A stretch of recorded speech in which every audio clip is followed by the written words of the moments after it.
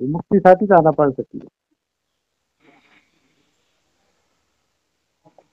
आनापानसती अशी पाहिजे की जी तुम्हाला काय काय मध्ये नेईल, म्हणजे कायच्या शून्यकाळात नेईल.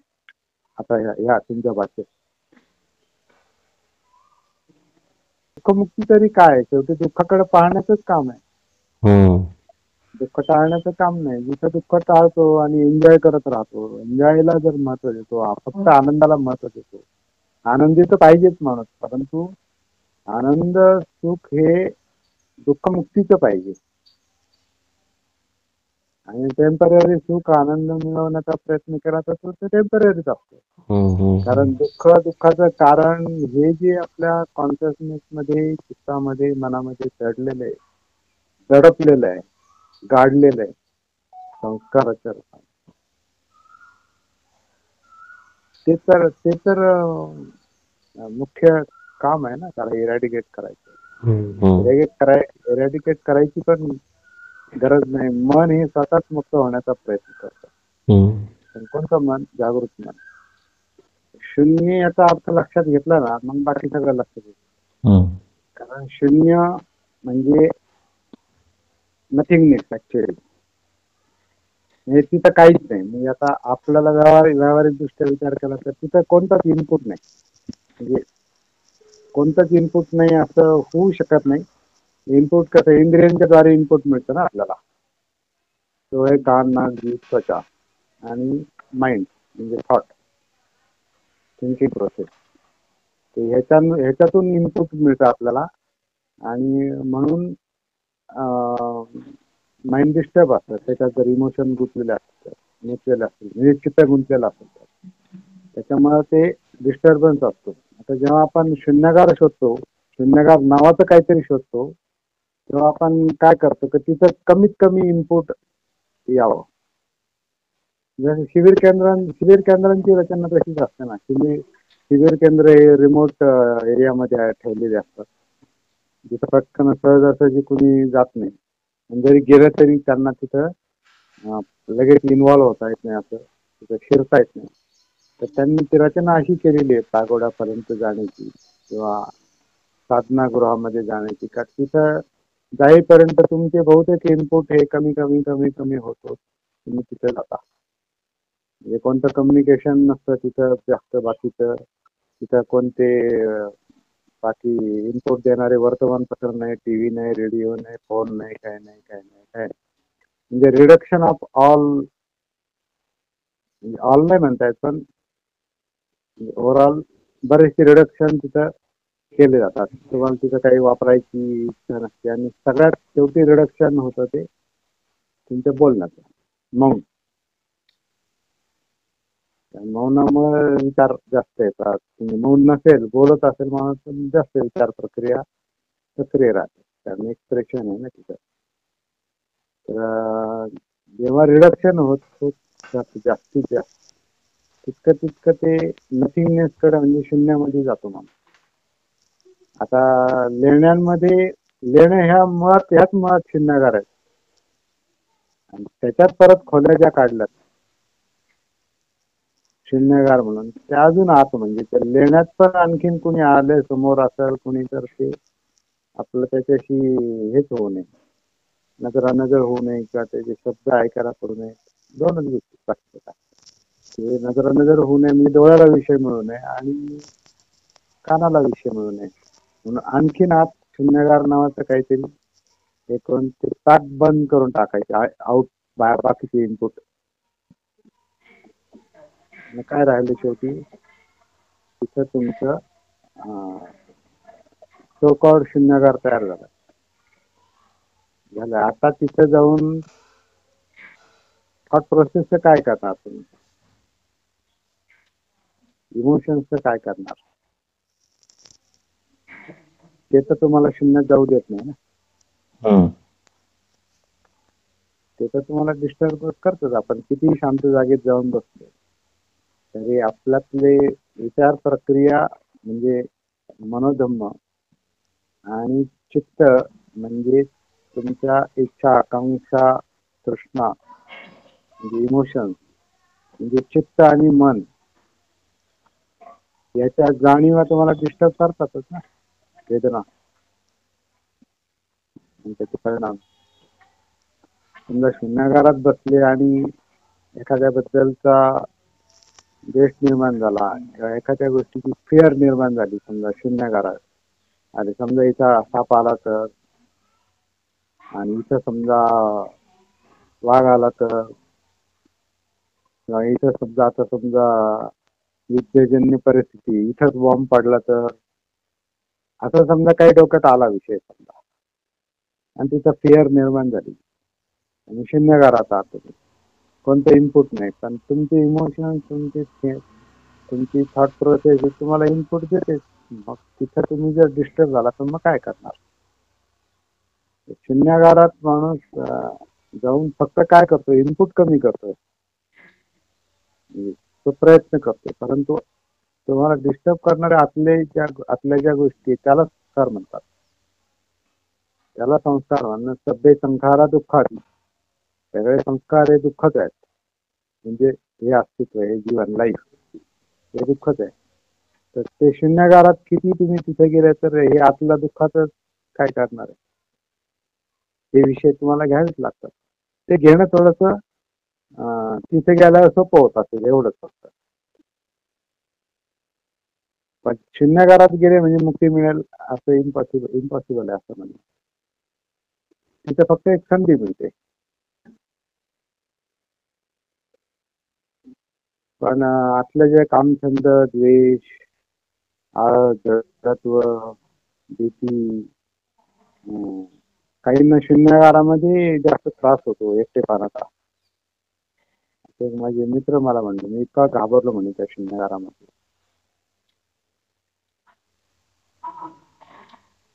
तर ह्याच काय करणार असा प्रश्न आहे. ह्याच्यावर वर्क करता येणं महत्वाचं आहे. ज्याच्यामुळे दुःख होतं त्याच्यावरच काम करता आलं पाहिजे.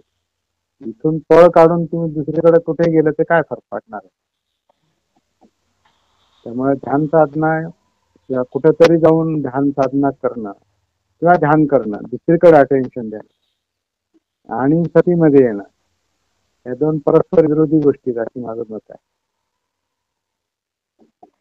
आणि ते एक मनाच्या दोन दोन बाजू आहेत त्या. सिद्धार्थ गौतमांनी ध्यान साधना त्याच्यामुळे सोडून दिले असतील त्या, ते फक्त तुम्ही तात्पुरतं दुसऱ्या विषयामध्ये व्यस्त राहण्याचा प्रयत्न करून इकडचा सब्जेक्टिव्ह प्रॉब्लेम जो आहे, आत्मांचा, दुःखांचा, संस्कारांचा, चित्ताचा, तो तो अवॉइड करायला पाहतो आपण एका अर्थाने. पण तो अवॉइड करूच शकत नाही, कारण ते आतमध्ये आहे. ही गोष्ट आपल्या आतल्या शून्यगारात दडलेली आहे, त्याला ते आपण कसं अवॉइड करू शकतो? म्हणून त्या शून्यगारात गेलं पाहिजे.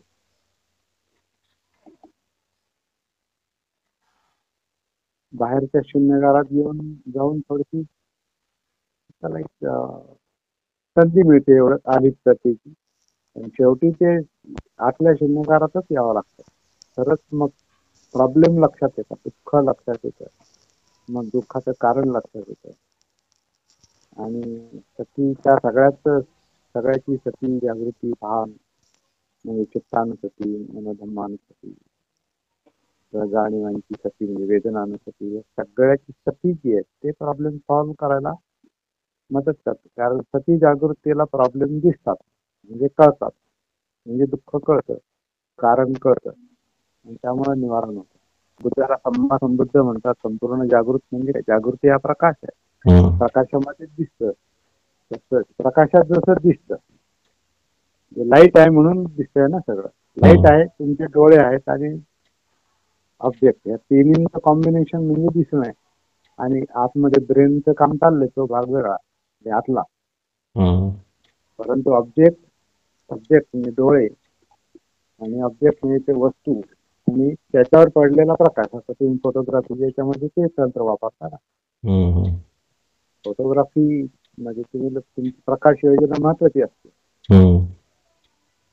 प्रकाशावरच तुम्ही ऑब्जेक्टला तुम्ही हे एक्सपोज करताय ना,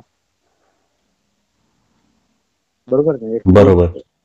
हा, तो प्रकाशावर अवलंबून. तसं दिसणं पण प्रकाशावर अवलंबून आहे. हम्म, हम्म. जागृतीचा प्रकाश ह्या दिसण्याच्या पलीकडचा आहे. दिसलेलं कळतं. दिसलेलं कळतं. हम्म, हा, दिसणं म्हणजे ज्ञान समजा. हम्म, हम्म, कोणतं इंद्रियजन्य ज्ञान आहे ते. हम्म, ऐकलेलं ज्ञान, दिसण्यामुळं होणारं ज्ञान, गंध, चव, स्पर्श, याच्यामुळे जे ज्ञान होतं त्या ज्ञानावरच तुमचे मनोधम्म काम करतात, म्हणजे विचार प्रक्रिया काम करतात. कारण विचारात असं काहीच नाही का जे तुम्ही पाहिलं नाही, ऐकलं नाही, गंध नाही, चव नाही, स्पर्श. त्याच्या पलीकडचा विषय ब्रेन मध्ये नसतो, म्हणजे विचार प्रक्रियेमध्ये. पण त्याच्यामध्ये अजून एक ऍडिशनल फॅक्टर जो होतो तो म्हणजे इमॅजिनेशनचा. ते मनाचं कार्य आहे.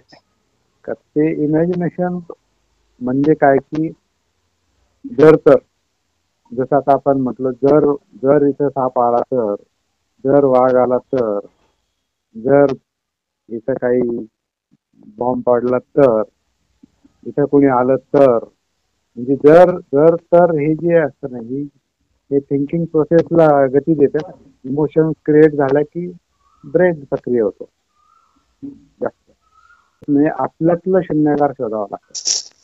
हम्म, आपल्यातलं शून्यगार म्हणजे तुम्ही मेडिटेशनला बसता म्हणजे शून्यगारातच जाता एका अर्थात. हम्म, कुठेही बसा तुम्ही, हम्म, कुठेही बसा तुम्ही शून्यगारात जाता. परंतु शून्यगारात खऱ्या अर्थानं जाणं, माझं मत आहे, ते पोटात उतरल्यावर शक्य आहे.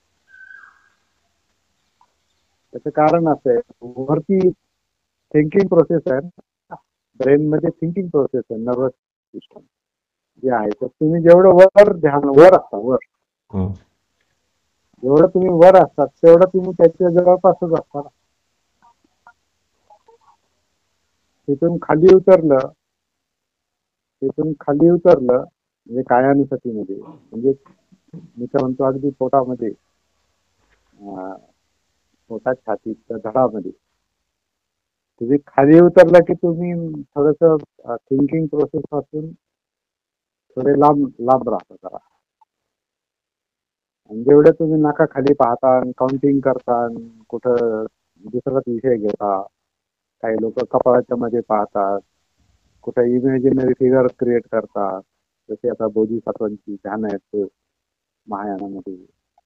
किंवा ह्याच्यामुळे तुम्ही काय होतं, त्या थिंकिंग प्रोसेस मध्येच तुम्ही त्याच्या जवळपासच भटकता आणि थोडासा विषय तिथं एक लिमिटेड ठेवल्यामुळे थोडंसं शांत होतं.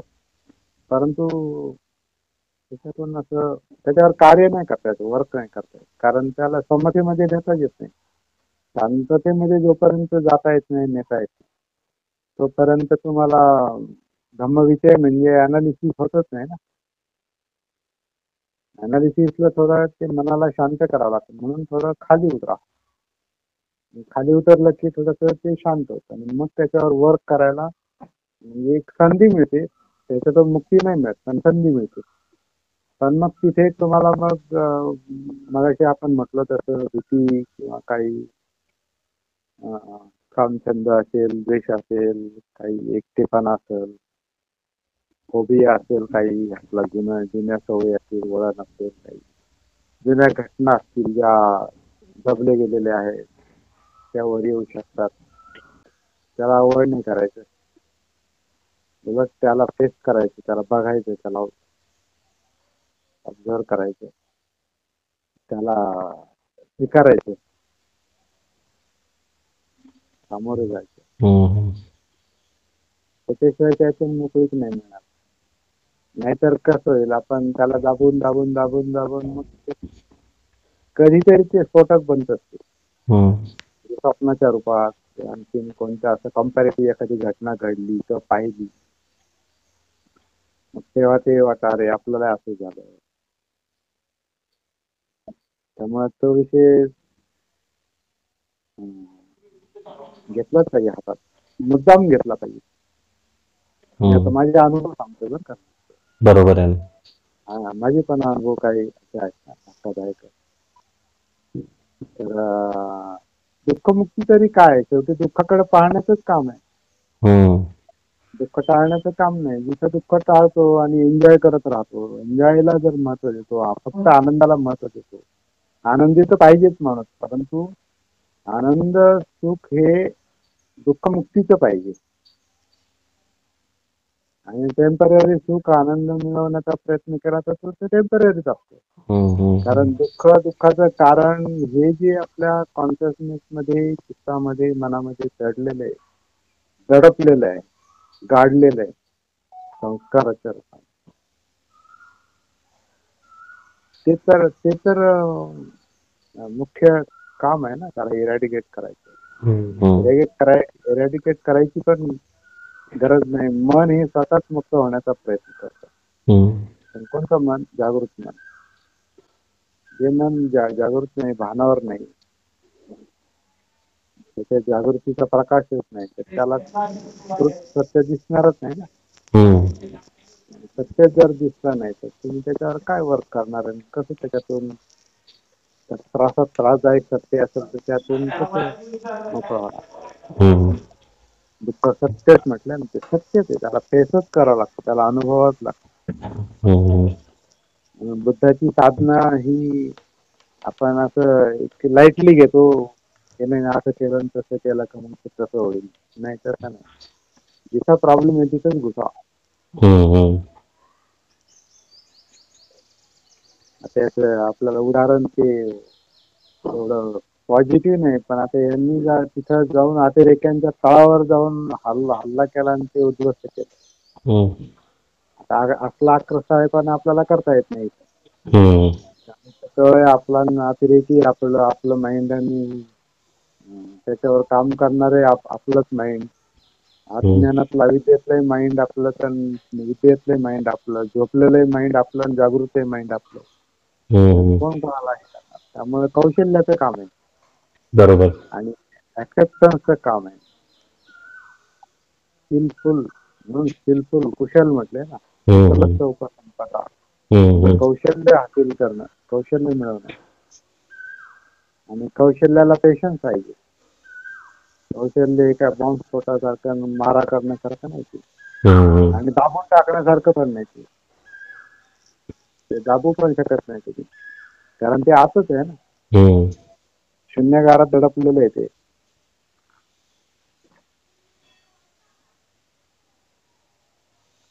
ते आतलं शून्यगार भयंकर आहे. बाहेरचं शून्यगार एन्जॉयमेंट साठी पण असू शकतो. चला अरे मस्त छान आहे, पीसफुल वातावरण, तर ठीक आहे, त्याचा उपयोग करून घेता येऊ शकतो, तो नाही प्रश्न. त्याच्यात काय असं निगेटिव्ह पॉझिटिव्ह पाहण्याची आवश्यकता नाही. आपल्याला वाटतं तसं करावं, तिथे जाऊ शकतो आपण. वेरूळच्या याच्यात पण जाऊ शकतो, म्हणाल तिथे जाऊ शकतो, नाही तर आहे तिथं सुरुवात करू शकतो. हे जास्त छान आहे. आहे तिथंच काम करता आलं पाहिजे. आता सध्या आपण काय करतो आहोत तिथंच चाललंय ना आपलं सगळं.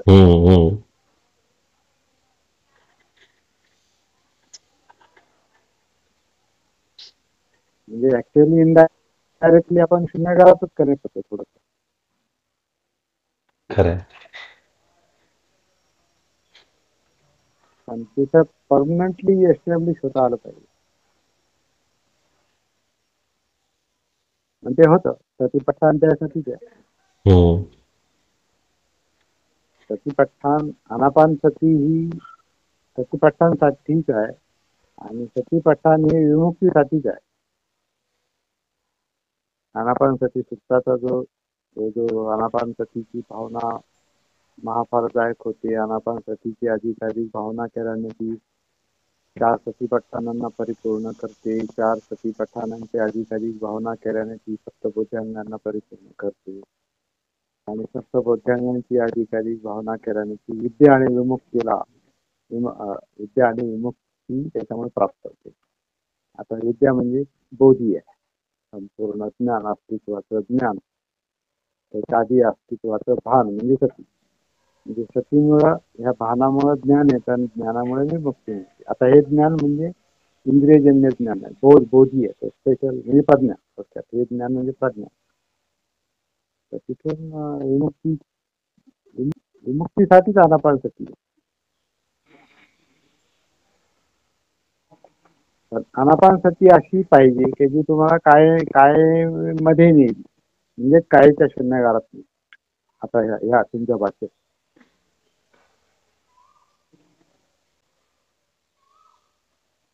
कारण त्या शून्यकाळात सर्व वेदनांचं गूढ दडलेलं आहे. तिथंच इंटरप्रिटेशन चाललंय वरच्या मजल्यावर मेंदूमध्ये, nervous system, top to bottom. आता किसा गौतमीला म्हणले का सर आपण शिबिरात जाऊन बसू आता, मग मी तुला सांगतो कसं ते सांगोली मला आता तू चल आता आपण इकडे जाऊन बसू, असं सगळंच म्हटले. ऑन दी स्पॉट तिथं जागेवरच जागर केलं, जागेवरच जागर केलंय. तेच काम आहे ना. कुठं जायचंय, कुठं नथिंग, एक काहीतरी आहे ना, nothing to do nowhere to go. Nothing to do nowhere to go, here and now.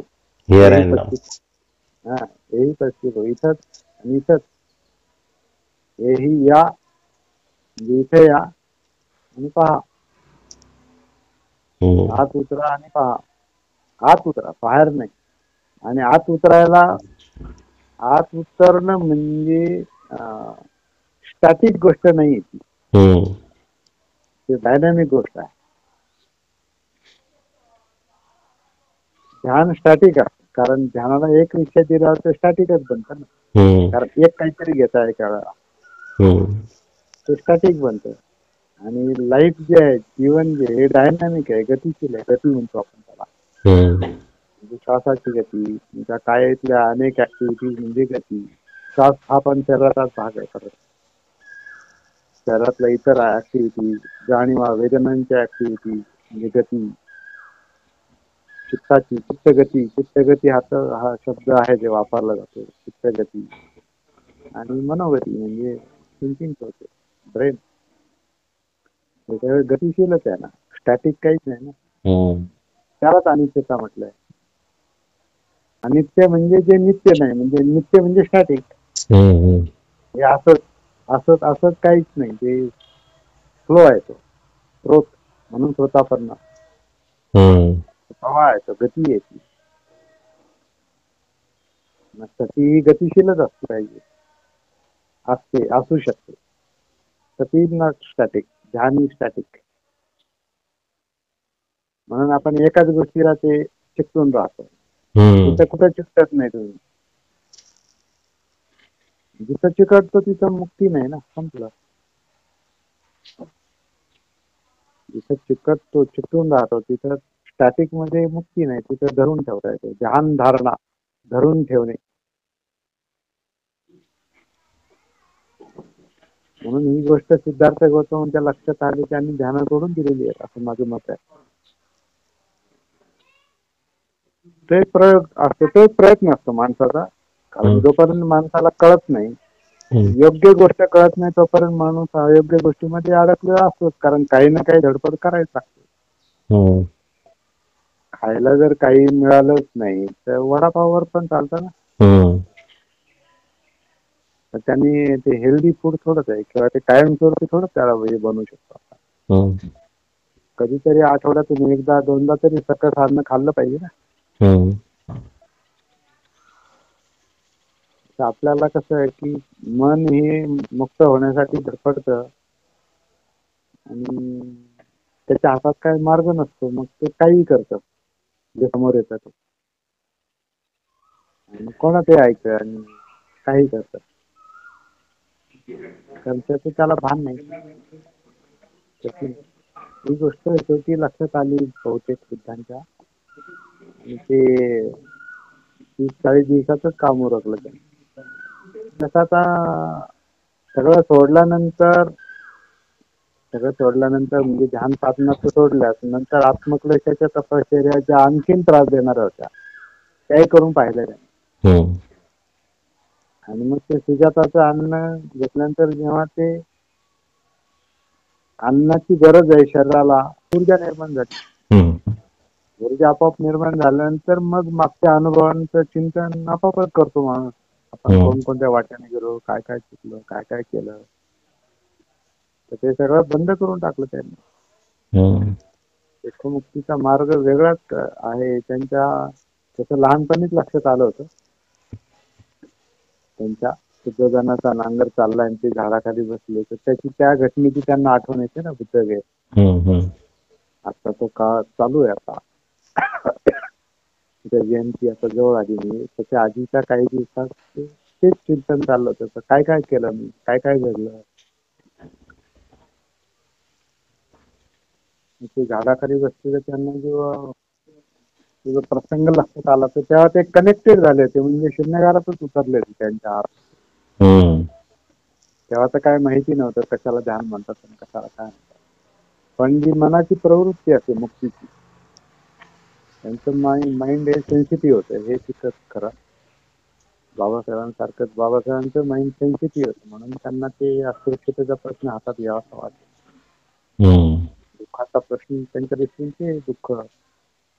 तर सेन्सिटिव्ह माइंड हे दुःखाचा प्रश्न हातात घेतात. काही ही काय भानगड आहे दुःख, आता काय भानगड आहे, हे असं का होतं. आणि कॉमन मॅन जो असतो तो अवॉइड करायला पाहतो.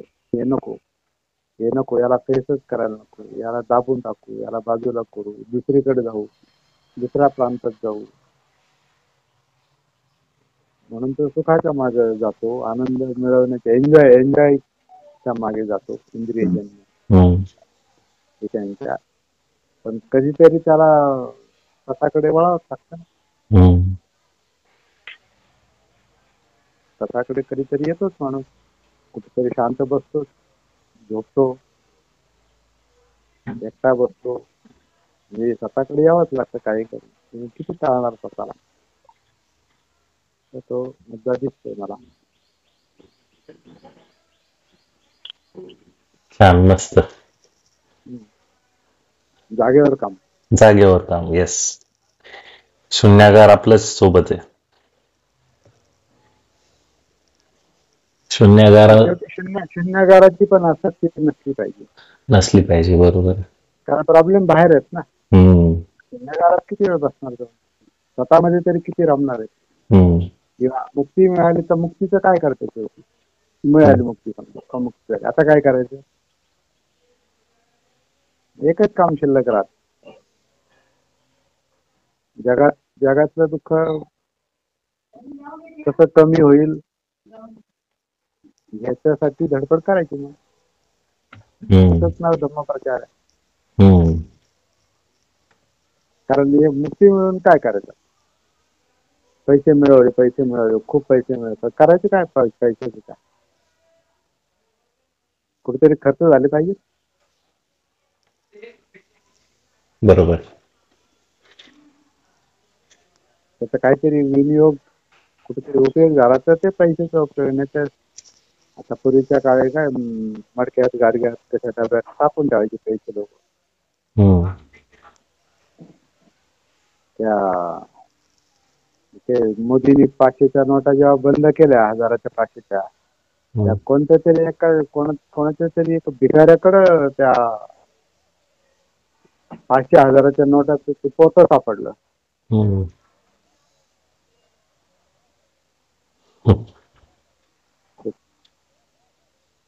एवढं भीक मागून एवढं कमावलं असेल, मोठ्या ठिकाणी बसत असेल कुठेतरी मंदिराच्या याच्यात.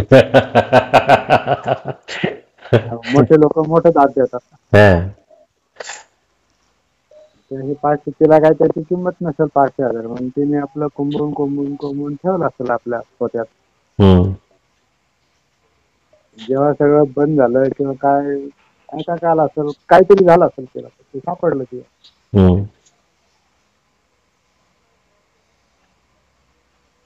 तसं आपलं धम्माचं धन आहे, याचं साठवून काय करायचं, हे वाटलंच पाहिजे. देऊन टाकायचं. खरं. लाईफ फार सोपं आहे, माझं मत आहे. माइंड कॉम्प्लिकेटेड आहे. तो जीवनाचाच भाग आहे.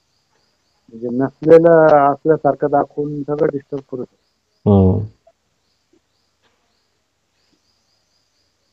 माणसं काही म्हणजे हादरूनच मरू शकतात, जाऊ शकतात, किंवा त्यांना वेळ लागेल, हम्म. डिस्टर्ब होतील, हम्म. एकटे पडतील, सांगता येत नाही ना. नुसतं फक्त इन्फॉर्मेशन पास ऑन करायची. हम्म. खरं. धम्म लाईफ इज ब्युटिफुल लाईफ आणि धम्म इज हिअर. मग तर सगळ्यावरचा उपाय आहे. हो हो.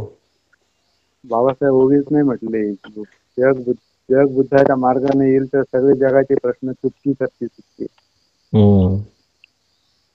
त्यांचे शब्द वास्तव आहे, ते सत्य आहे. ते खरंय. चुटकी सरकी सुटायला जग धम्माच्या जवळ येईल अशी तर परिस्थिती निर्माण झाली पाहिजे. हो हो. जग उलट धम्मापासून लांब जाते. हम्म. मित्रांनो, धम्म टाळायला पाहते. हो हो काही हो. लोक तर, काही धार्मिक लोक धम्म टाळायला पाहतात. धम्माचंच नाव घ्यायचं आणि धम्म टाळायचा, हम्म. म्हणून धम्म टाळायचं, त्याला हम्म. दुसरीकडे गुंतवायचं मनाला. हम्म.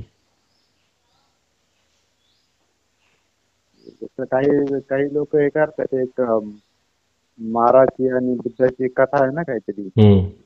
तो मार मार बुद्धाला म्हणतो, तू किती प्रयत्न कर म्हणे, हम्म. मी तुझ्या संघात येऊन तुझा संघ खतम करेन. हम्म. असे काही कृत्रिम आहे का कसं आहे माहिती नाही. हे आहे असेल अस्तित्वात. हम्म. माणसाचं माइंड ए आय सारखं काम करतात ना. हम्म. तर तो म्हणतो, मार म्हणतो, तू किती ध्यान कर, किती किती तू प्रयत्न कर, किती संघ तयार कर, मोठा कर, प्रचार कर, तुझ्याच लोकात येऊन मी खतम करेन. हम्म. कारण धम्मही माणसाच्या मनात आहे, मार माणसाच्या मनातच आहे. हम्म. त्याच्या कोणत्याही रूपाने येऊ शकतो. हम्म. तो फार सोज्वळ आणि मवाळ रूपात पण येऊ शकतो. हम्म. सोज्वळ, मवाळ, भारी शब्द, काव्य, रंजन, हिप्नोटाईज करणारे शब्द, कोणत्याही रूपात येऊ शकतो. हम्म.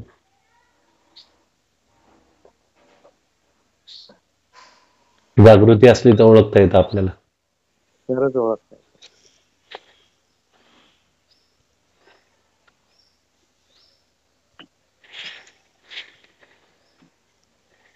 ठीक आहे, मग ठीक आहे बोलूया. जेवण कमलवीर. झालंय का? नाही आता करू, जेवण झालं. करणार थोड्या वेळात. चालेल, खूप छान सांगितलं, थँक्यू.